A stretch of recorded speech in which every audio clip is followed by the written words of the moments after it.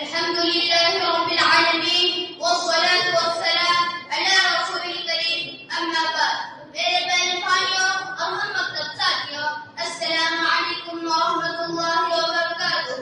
میں آج ایک بہت ہی اہم اور سنجیدہ موضوع پر بات کروں گا.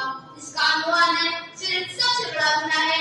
میرے بہن دوستو، شرک کا مطلب اللہ کے ساتھ کسی کو شریک کرنا یا اللہ کے صفات کسی اور میں ماننا.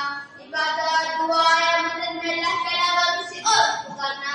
اللہ تعالیٰ فرماتا ہے سورۃ النساء 48 آیت پر ان اللہ لا یغفر ان یشرک بہ، یعنی اللہ اس بات کو معاف نہیں کرتا کہ اس کے ساتھ کسی کو شریک کیا جائے. اس لیے شرک سب سے بڑا گناہ کہا گیا ہے.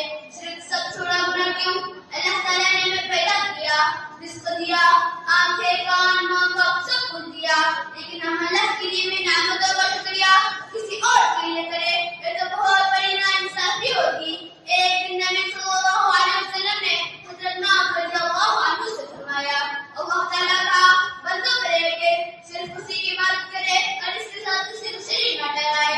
بخاری مسلم. میرے پیارے دوستوں، بخاری مسلم.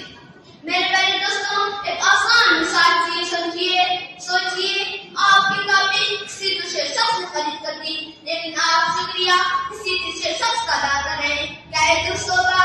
نہیں نا. اسی طرح اللہ کا شکر اور عبادت صرف اللہ ہی کے لیے ہونی چاہیے. اللہ کے علاوہ کسی سے دعا مانگنا، یہ سمجھنا کہ فلاں چیز خود کو خود نفع یا نقصان پہنچاتی ہے.